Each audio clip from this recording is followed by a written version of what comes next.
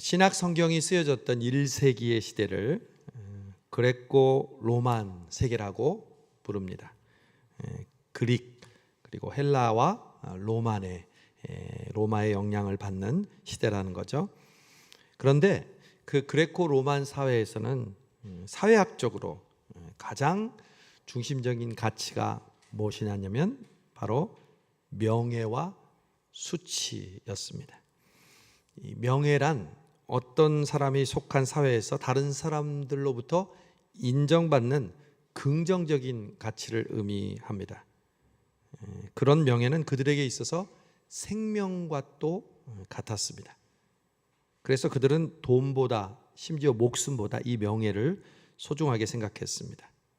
명예를 더럽히면 차라리 죽는 게 낫다고 여긴 거죠.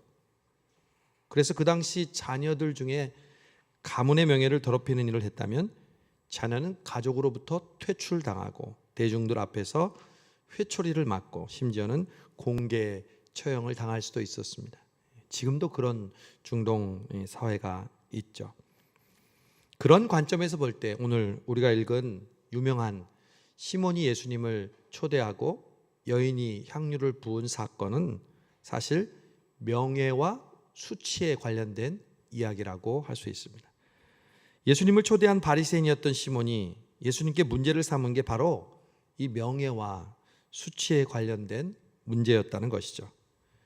바리새인은 한마디로 신앙적인 명예를 목숨보다 중요하게 여기는 대표적인 사람이었습니다. 하나님의 말씀을 철저히 지킴으로 자신의 명예를 드높이고 사람들로 하여금 그 명예를 따르게 하는 명예에 죽고 명예에는 사는 사람이 바로 바리새인이었습니다. 그런 바리새인 가운데 하나였던 시몬이라는 친구가 예수님을 어느 날 집에 초대합니다. 말이 초대지 사실은 예수님을 초대하고 싶은 목적이 아니라 테스트하기 위함이었습니다. 그 당시 바리새인들은 예수님을 너무너무 증오하고 미워했거든요. 겉으로는 초대였지만 실제로는 예수님을 테스트하려고 했던 시몬. 그래서 그는 예수님이 들어오셨을 때 일반적으로 손님들에게 하는 입을 맞춰 인사하는 것도 안 했고 발을 씻겨주고 기름을 발라주는 것도 하지 않았습니다. 보이지 않게 이런 긴장이 그 초대하는 자리에 흐르고 있었습니다. 그런데 문제는 전혀 예상하지 못한 곳에서 터졌습니다. 예수님과 시몬의 대화가 아닌 초대받지도 않은 한 여인이 갑자기 예수님께 다가와 예수님께 접촉하기 시작했던 것입니다. 이미 얼굴에 눈물이 범벅이 된 이 여인은 예수님의 발을 자신의 머리털로 닦으며 발 위에 가장 비싼 향유를 붓습니다. 시몬과 주변 사람들은 그 여인이 어떤 여인인지 누구나 다 알고 있었습니다. 성경은 죄인인 한 여자라고 설명합니다. 바로 성적으로 부도덕했던 여인인 것이죠. 율법에는 그런 죄인들과 접촉하게 되면 무조건 부정해진다고 말합니다. 명예가 실추되고 수치스럽게 되는 거죠. 율법의 전문가였던 이 시몬은 그래서 지금 더 예민할 수밖에 없습니다. 시몬은 마음속으로 분노가 부글부글 끓어올랐습니다. 이 인간 봐라, 뭐야, 선지자라면서 자기를 만지는 여자가 어떤 여자인지 딱 보면 몰라? 더러워. 저런 더러운 여자가 자기를 만지는데도 가만히 있단 말이야? 부끄럽지도 않은가? 제가 지난번 갔던 태국의 페차분에 청년들을 데리고 한번 간 적이 있습니다. 그런데 제가 공항에 도착하자마자 놀랬던 일이 있습니다. 그것은 공항에 나오면 더운 열기가 얼굴과 피부에 확 와닿은 것이 아니었고요. 바로 마중 나온 김도연 선교사님의 모습 때문이었습니다. 김도연 선교사님이 우리 나오는 단원들 한 명 한 명을 처음 만난 친구들인데 얼굴을 보면서 이름을 부르더라고요. 누구야? 누구야? 하고 다 부르더라고요. 아이들이 다 깜짝 놀란 거예요.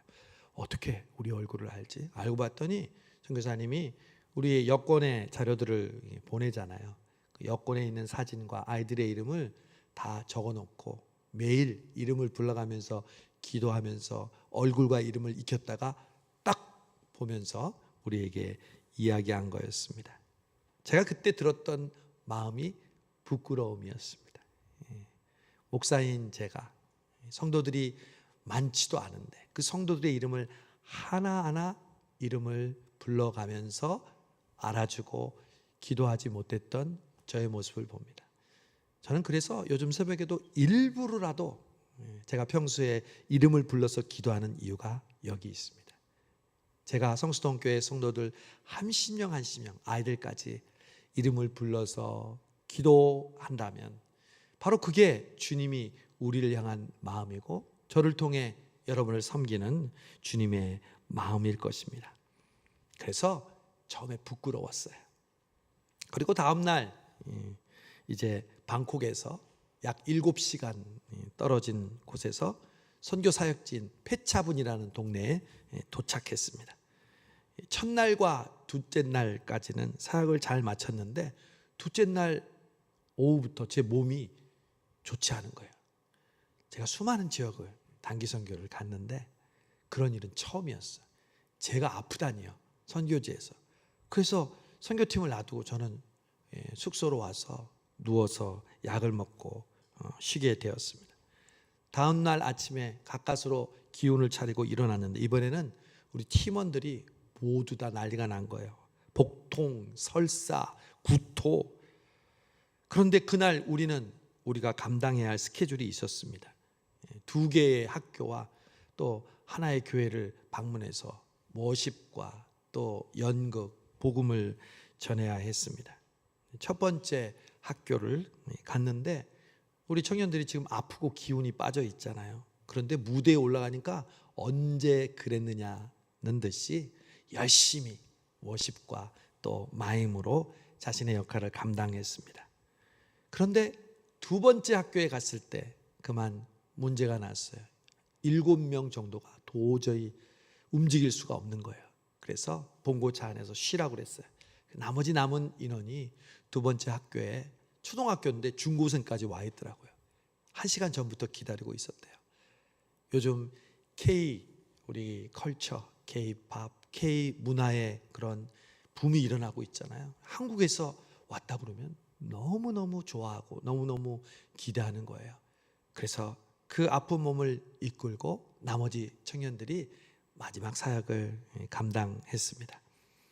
제가 무대 뒤에서 워십을 하고 이렇게 쓰러져서 앉아있는 걸 보니까 너무 마음이 안쓰럽더라고요.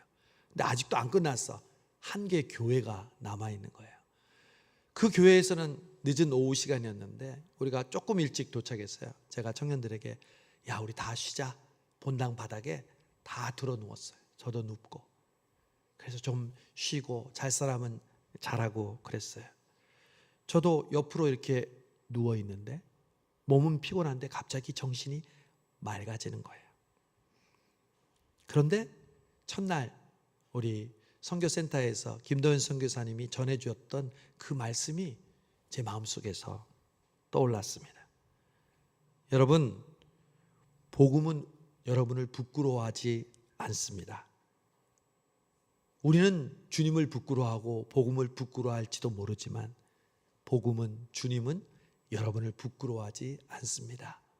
라는 말이 제 마음속에서 떠오르는 거예요. 그러면서 쓰러져 누워있는 청년들을 보면서 주님의 마음이 생각났어요. 그래, 주님은 우리를 부끄러워하지 않으시구나.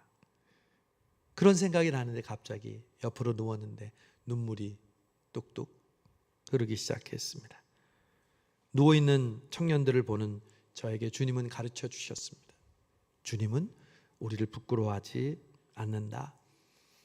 사역 마지막 날에는 우리도 지난번 태국 페차분 방문했을 때 똑같이 했지만 성도들의 집을 방문해서 쌀 15kg, 라면, 통조림을 전달해주고 제가 안수하며 기도해주는 신방을 했습니다. 총 9개의 집을 방문했는데 다 우리나라 60, 70년대 정말 판자촌 집에 사는 어려운 가정들이었습니다. 아이들은 출석했지만 부모님들은 불교와 또 교회에 출석하지 않는 가정들이 대부분이었습니다. 첫 번째 가정에 갔는데 한 자매가 엎드려 누워 있었습니다. 전신 지체 장애를 가진 자매였습니다. 25살이라고 했습니다. 팔과 다리가 뒤틀린 채 우리가 오니까 계속 몸을 비투는 거예요. 그 엄마가 그러는 거예요. 반가워서 그런다고. 내 딸은 표현할 수 있는 방법이 몸을 비트는 것밖에 없는데, 그렇게 해서 저희가 온 곳에 대해서 계속 몸을 비틀었습니다. 제가 이제 그 물품을 전달하고 마지막에 기도를 하는데, 기도를 하다가 말문이 막혔습니다. 그 자매가 부끄러워서가 아니라 우리가 부끄러워서였습니다. 복음서를 보면 나면서 소경된 자를 보고 사람들이 예수님께 묻죠. 저자는 누구의 죄 때문에 저렇게 되었습니까? 저자의 죄 때문입니까? 부모의 죄 때문입니까? 여러분, 혹 우리는 우리 가족 중에 우리 주변에 장애를 가진 그러한 지체들을 봅니다. 여러분, 왜 그들이 그렇게 되었을까요? 사람들은 죄를 지어서 부모의 죄 때문이라고 생각하는 것이 그때의 일반적인 생각이었습니다. 그러나 주님이 그러십니다. 아니야. 저자의 죄도 아니고 부모의 죄도 아니야. 오직 하나님의 영광을 위하여 그렇게 된 거야. 우리를 맞아주며 반가워하면서 움직이기도 힘든 몸을 계속해서 움직여주는 그 자매를 볼 때 저는 제 자신이 너무 부끄러웠습니다. 정말 그 청년들도 나중에 그 얘기를 하면서, 목사님, 저는 정말 좋은 환경에 살고 있으면서도 늘 불평하고 내가 원하는 것이 이루어지지 않는다고 실망했습니다. 그런데 차를 타고 가는 도중에 저는 그 자매를 생각하며 하염없이 눈물이 났고, 지극히 작은 자에게 한 것이 주님에게 한 것이라는 말씀이 떠올랐습니다 라고 이야기해 주더라고요. 여러분, 오늘 본문으로 돌아가 볼까요? 여인과 예수님을 향해서 분노하고 부끄러워하는 시몬에게 예수님이 따뜻하게 비유를 들어서 설명합니다. 저 같으면 화를 버럭 냈을 텐데, 시몬아, 5천만 원 빚진 자와 500만 원 빚진 자가 있다. 둘 다 빚을 모두 탕감해 주었다면 누가 더 고마워하겠니? 물론 당연히 많이 탕감받은 자죠. 시몬아, 너는 내가 들어올 때 발 씻을 물도 주지 않았고 입맞춤의 인사도 하지 않았어. 그러나 이 여인은 내가 들어올 때부터 내 발에 입을 맞추기를 멈추지 않고 내 발에 향유를 부었어. 너는 이 여인과 내가 그렇게 부끄럽니? 정말 부끄러운 건 너야. 이 여인은 너보다 많은 죄를 탕감받았어. 그래서 사랑함이 너보다 많은 거야. 그리고 여인을 바라보면서 예수님이 모든 사람 앞에서 말씀하십니다.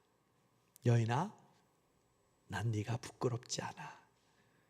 너는 네 죄 사함을 받았다. 여인의 얼굴에는 흐르는 눈물 위에 더 뜨거운 눈물이 흘렀겠죠. 그리고 보면 복음서에서 예수님을 만나서 병을 고친 기적의 장본인들의 공통점이 있더라고요. 그들은 한결같이 그 당시 사회에서 수치스럽고 부끄러운 사람들이었습니다. 명예와는 전혀 상관이 없는 사람들이었습니다. 보십시오. 중풍병자, 나병 환자, 12년 동안 혈루증을 앓은 여인, 4명의 남편을 갈아치우고 또 다른 남자와 살고 있는 사마리아 여인, 수로보니게 이방 여인, 나면서부터 소경된 바디메오, 세리장 삭개오, 모두 사람들이 접촉하기를 꺼려하는 손가락질하는 수치스러운 죄인들이었습니다. 그런데 예수님은 그들을 만나는 것을, 그들을 접촉하는 것을, 그들과 대화하는 것을 절대 피하지 않고 부끄러워하지 않으셨습니다. 그들을 오히려 만져주고 그들의 외침을 들어주고 그들의 믿음을, 행위를 칭찬해 주셨습니다. 예수님은 그들을 보시면서 무언의 외침을 외치고 계셨습니다. 나는 너희들을 부끄러워하지 않는다. 여러분, 누가복음 15장에 집 나간 둘째 아들도 마찬가지 아닙니까? 어디 아버지가 죽지도 않았는데 유산을 달라고 합니까? 그런 아들을 보고 형을 포함한 주변 가족들, 친척들이 모두 한결같이 그랬겠죠.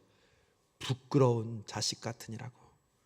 그리고 둘째 아들은 부끄러운 아들답게 허랑방탕하게 재산을 모두 탕진합니다. 벼룩도 낯짝이 있지. 그렇게 해놓고 어떻게 뻔뻔하게 집으로 돌아올 수 있습니까? 자존심도 없나요? 그것도 한밤중도 아니고 아버지가 볼 수 있는, 모든 사람이 알아채리는 대낮에 돌아옵니다. 그렇게 큰 소리를 치고 집을 나갔는데, 우리 식으로 하면 내가 이 집구석에 다시 들어오면 성을 갑니다, 손에 장을 지집니다 라고 했던 둘째 아들이 뉘우치고 돌아옵니다. 얼마나 부끄러웠겠어요. 그러나 그것은 진심이었습니다. 아들임을 포기하고서라도 종이라도 아버지 집에 돌아오기를 원했습니다. 그런데 그때 아버지가 그 아들을 보고 뭐라고 하셨습니까? 아버지 마음에 비수를 꽂고 집을 나간 누가 봐도 부끄러운 그 자식을 향해 아버지는 뭐라고 말했습니까? 얘들아, 이 아이를 위해 좋은 옷을 가지고 와서 입히고 손에 가락지를 끼우고 신발을 신겨라. 그리고 살찐 송아지를 잡아라. 우리가 잔치를 벌이자. 죽었던 내 아들이 살아났고 잃었던 내 아들을 찾았다. 오히려 기뻐하고 오히려 자랑스러워 했습니다. 저의 첫째 아이가 4살 때였습니다. 제가 전임 전도사로 대학부를 섬기고 있었는데 저희 아이가 유치부에 다녔습니다. 크리스마스가 되었습니다. 성탄절이 되면 교회 학교가 발표를 하죠. 맨 먼저 유치부가 앞에 나와서 율동을 합니다. 30-40명의 고깔 모자를 쓰고 무대 앞에 나와 있는 유치부 아이들 가운데 저희 아이가 보였습니다. 그래도 교육자 아들이라 그런지 첫째 줄 맨 중앙에 위치해 있더라고요. 호호, 그냥 저절로 미소가 이제 지어집니다. 율동을 시작합니다. 대부분의 아이들이 율동을 잘 하고 또 못하는 아이들도 있잖아요. 그러면 옆에 힐끗힐끗 쳐다보고 선생님 보면서 하는데 한 아이가 전혀 요동하지 않습니다. 내려가지도 않습니다. 울지도 않습니다. 그냥 그 자리에 앉아서 딱 서 있습니다. 옆에 있는 사람들이 킥킥거리면서 이야기합니다. 야, 저거 김정한 전사님 애 아니야? 아이고, 저 녀석 봐라, 아무것도 안 하고 저기 왜 올라갔대? 여러분, 그때 제 마음이 어땠을까요? 제 아이가 부끄러웠을까요? 아빠는 무대 체질인데 왜 저 녀석은 그런 무대발을 세우지 못하고 있지? 라고 생각했을까요? 아니요. 그냥 이뻐 보였습니다. 그냥 사랑스러웠습니다. 야, 울지도 않고 그 녀석 끝날 때까지 그냥 그 자리에 서 있네? 기특한 생각만 들었습니다. 왜요? 제 아들이니까, 제 피부치니까. 이번 도미니카 공화국과 미국 단기 선교를 우리는 떠납니다. 여러분, 단기 선교는 대단한 교회가 가는 겁니까? 대단한 사람들이 떠나고 보내는 겁니까? 선교지에 갔다고 와서 우리가 대단한 변화를 이룹니까? 아니요. 우리는 여전히 지금 부족한 사람입니다. 선교지에 갔다 왔다 해도 특별하게 우리가 무슨 대단한 사람으로 변하는 것도 아닙니다. 그런 우리가 무슨 우리 동네에서도 제대로 신앙생활을 못하면서 무슨 해외에서 우리의 신앙을 다른 사람들에게 드러냅니까? 부끄럽죠. 우리의 평소의 삶을 돌아보면 오히려 오버하는 것 같고 부끄럽습니다. 그런데 주님은 우리 성수동 교회와 우리 성도들에게 말씀하십니다. 성수동 교회야, 나는 너희가 부끄럽지 않다. 성수동 교회 성도들아, 나는 니들이 자랑스럽다. 119년의 역사를 가지고 수많은 교회들이 뿔뿔이 이 교회로부터 나가고, 그리고 오늘 우리는 어떻게 보면 초라하게 모든 살이 빠진 어머니와 같은 모습으로 있다 하여도 우리 주님은 우리 성수동 교회를 보시고 말씀하십니다. 성수동 교회야, 나는 너희들이 부끄럽지 않다. 나는 너희들이 자랑스럽다.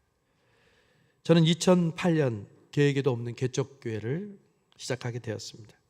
개척할 때 소위 말하는 개척 멤버가 없이 그때는 어떤 마음으로 했는지 그냥 신문에 광고를 내고 시작했습니다. 그것도 두 곳에서 시작했습니다. 11시에는 시카고에서 가까운 스코키라는 동네에서 한 스포츠 빌딩 교실을 빌려서 했고, 또 오후 2시에는 차를 타고 1시간 거리에 가서 저 먼 외곽의 건이라는 동네에서 예배를 드렸습니다.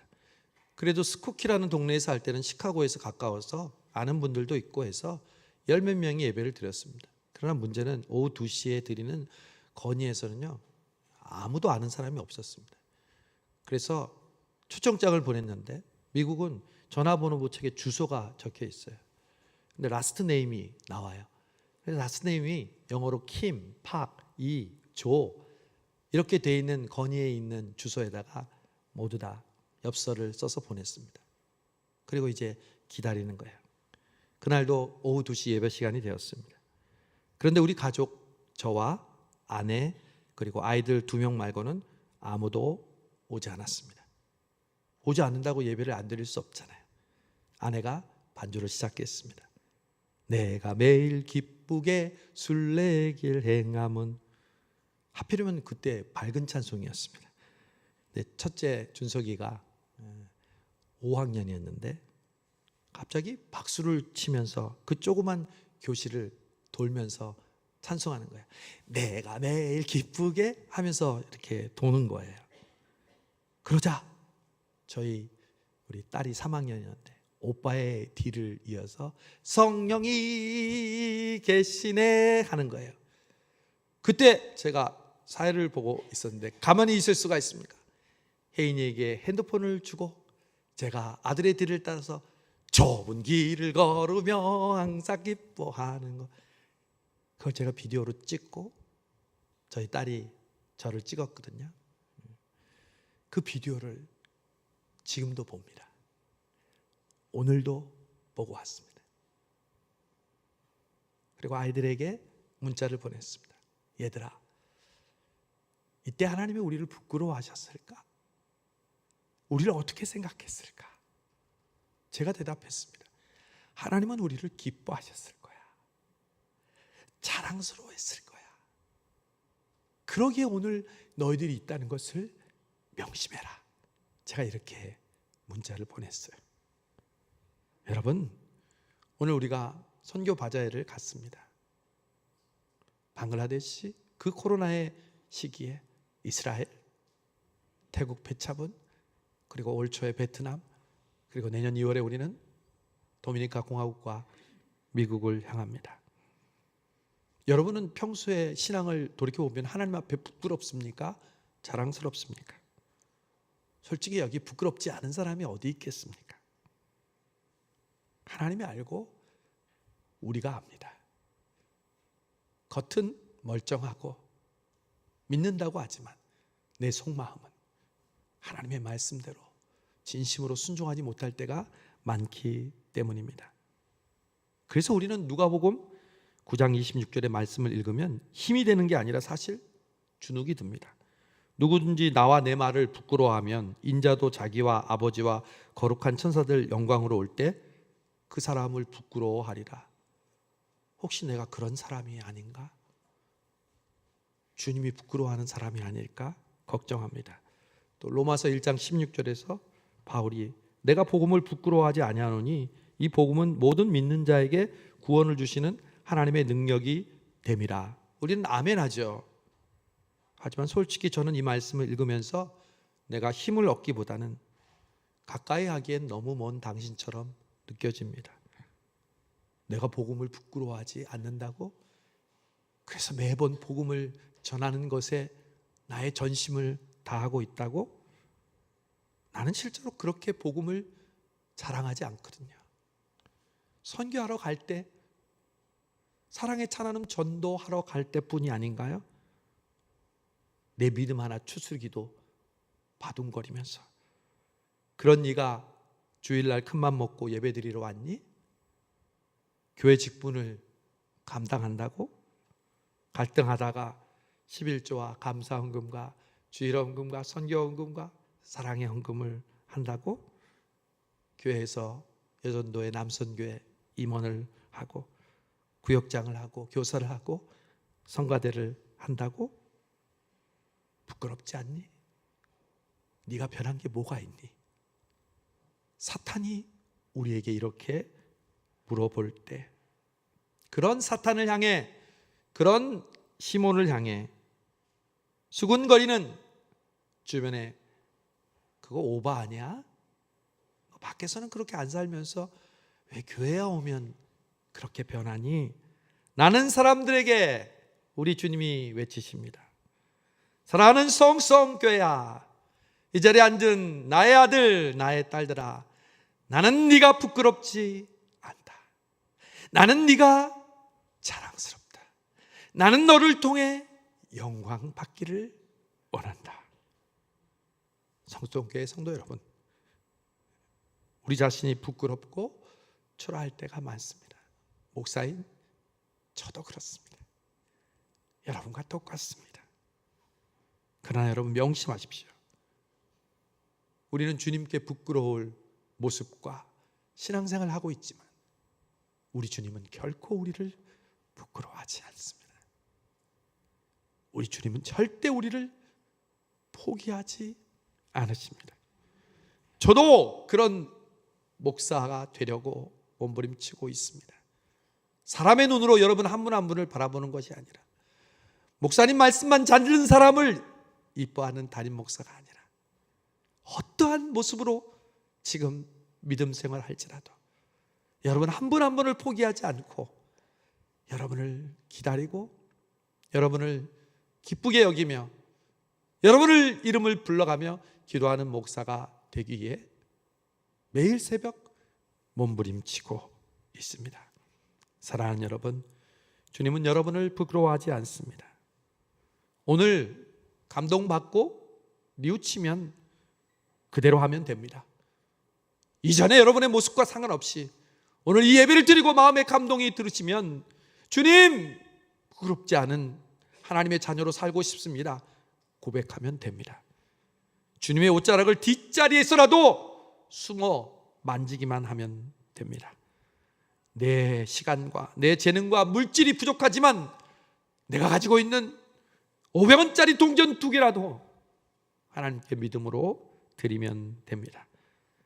네 자신도 추스리지 못하면서 다른 사람을 위해 중보하고 봉사하느냐 이야기한다면, 주님, 그래도 하겠습니다. 여러분, 우리 주님께서는 우리를 자랑스러워 하십니다. 저는 지난 주간 우리 강철중 장로님 장례 예배를 마치면서 그런 마음이 들었어요. 하나님이 우리 장로님을 기뻐하시는구나, 자랑스러워 하시는구나. 그래서 준비하시고 성도들의 위로를 받게 해주시고 하늘나라에 편안한 모습으로 가게 하셨구나. 사랑하는 성도 여러분, 우리의 남은 인생 동안에 우리 그런 인생을 사십시다. 주님은 우리를 부끄러워하지 않으시는데 그 부끄러워하지 않으신 주님께 보답하는 우리 저와 여러분 되시고 오늘 바자회 되시기를 주님의 이름으로 축복합니다. 하나님 아버지, 감사합니다. 우리는 주님 앞에 부끄러울 때가 많습니다. 하나님이 알고 우리가 압니다. 아니, 우리의 가족들이 압니다. 그러나 오늘 주님 앞에 이 예배 드리며 우리의 마음을 주님께 드리고 주님께 맡길 때 주님은 또 우리를 용서하시고 우리를 위해 잔치를 베푸시고 우리의 손에 가락지를 끼우시고 우리로 성령으로 충만케 하여 주시니 감사합니다. 하나님, 이 하나님의 열심이 우리를 변화시켜 주시옵시고 이 하나님의 기대에 결국 그 뜻을 이루는 우리 모든 성도들 되게 하여 주옵소서. 예수님의 이름으로 기도하옵나이다. 아멘.